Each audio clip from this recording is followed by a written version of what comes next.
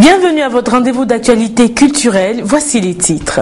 Au sommaire, Société France, les otages de Niger ont été relâchés. États-Unis, ouragan Gustave, des habitants décidés à rester. Nouvelle-Zélande, séisme en Nouvelle-Zélande, toujours recherche de survivants. Culture, mode, propos antisémites, Dior licencie Galliano. Cinéma, Toy Story 3, la bande-annonce de votre dessin animé. Le discours de roi triomphe aux Oscars. Annie Girardot s'est éteinte, fait insolite. Il pense faire des exploits en s'adonnant à la gym.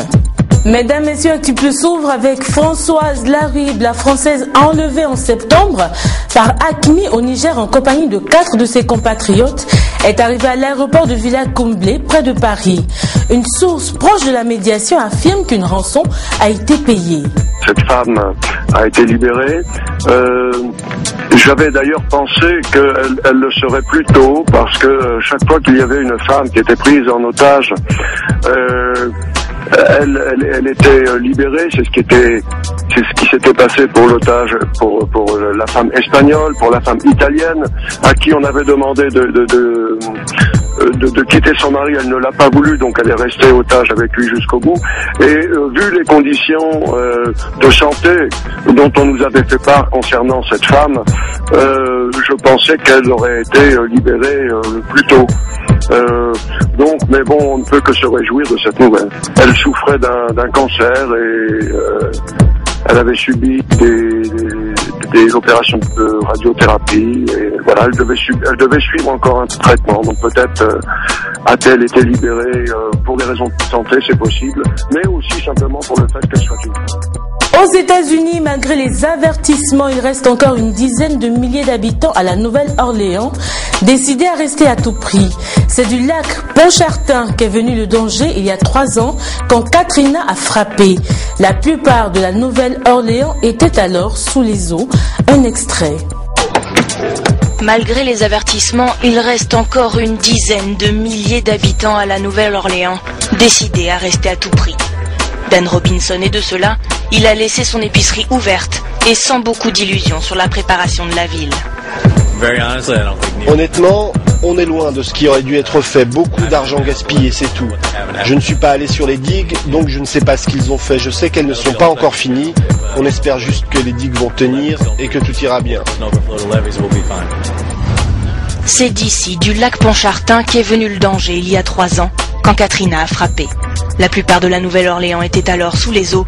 Depuis, on a construit ce barrage et renforcé les digues avec des pompes géantes qui refoulent l'eau vers le lac. Les récalcitrants du quartier français n'en ont cure, ils se retrouvent au Johnny White, un bar qui dit n'avoir jamais fermé en 17 ans, même pendant Katrina.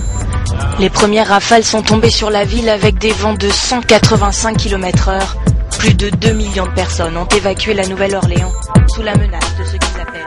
En Nouvelle-Zélande, le tremblement de terre le plus meurtrier depuis 80 ans a eu lieu mardi 22 février, alors qu'au lendemain du séisme, un bilan fait état de 75 morts et 300 disparus. Dans la deuxième ville du pays, Christchurch, les secouristes continuent de chercher les survivants. Au cœur de la ville, la cathédrale est en ruine. Depuis le début des opérations, les secouristes ont déjà libéré 30 personnes.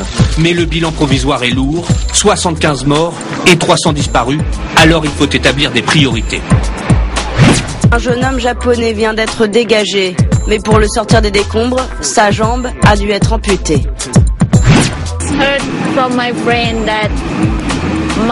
J'ai appris d'une amie que notre école s'était effondrée et j'ai vu à la télé. J'ai entendu que mes amis n'étaient pas sortis.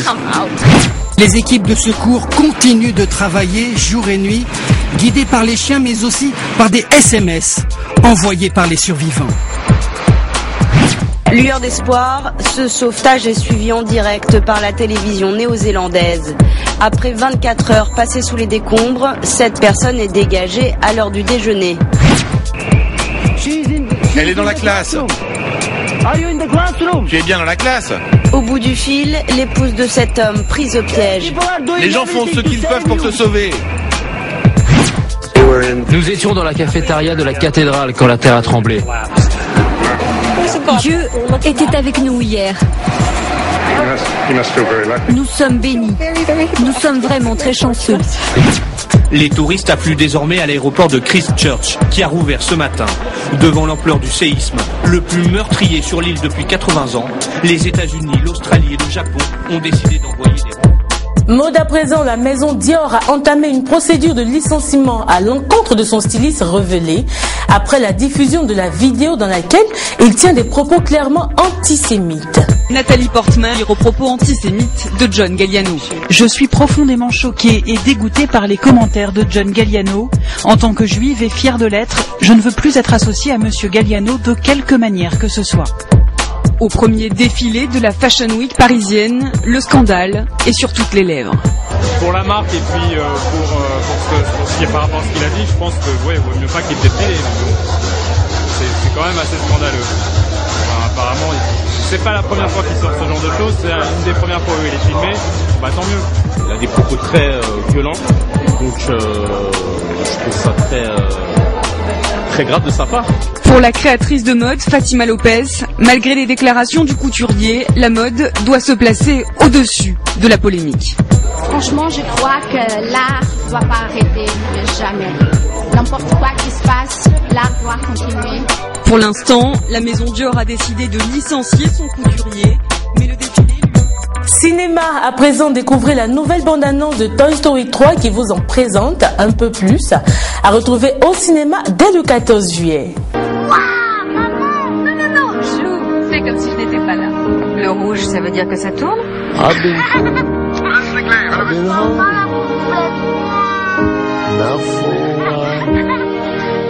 Andy entre à l'université. Je n'arrive pas à le croire. Je ne pars que vendredi, maman. Qu'est-ce que tu vas faire de tous ces vieux jouets?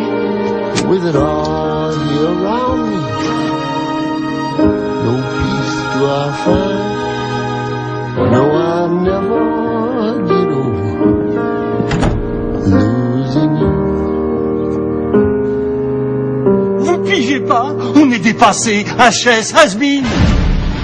Ce n'est pas une surprise, nous savions tous que ce jour arriverait. On va filer à la poubelle? Non, personne n'ira à la poubelle. Mais on joue plus jamais avec nous. Du calme, c'est pas le moment de péter les plombs. C'est le moment rêvé pour péter les plombs. Est-ce qu'il faut qu'on pète les plombs? Non, oui. Peut-être, mais le moment venu. Venez, on va aller voir ce qu'on vaut sur Internet. Des nouveaux jouets! Enfin, quelqu'un va jouer avec moi!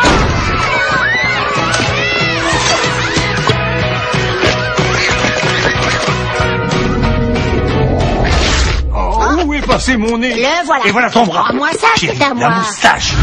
Pour redémarrer Buzz l'éclair, insérez un trombone. Rex, ton doigt! Tu as réparé Buzz?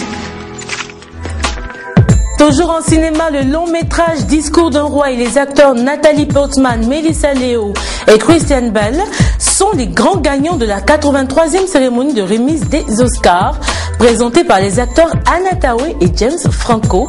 Suivons ensemble. Oscar goes to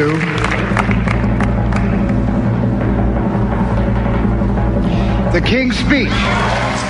C'est donc le triomphe d'un roi, le discours d'un roi a été couronné aux Oscars avec 4 statuettes dorées dont celle du meilleur film.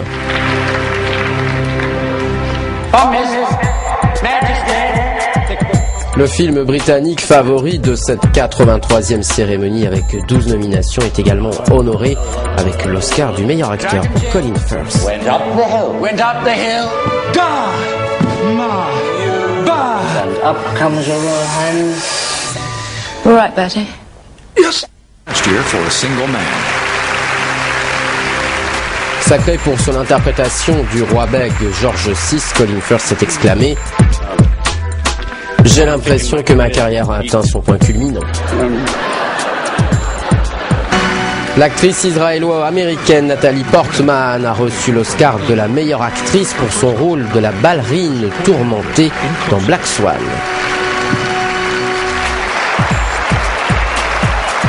À 29 ans, celle qui sera bientôt maman était très émue et elle a remercié chaleureusement ses parents.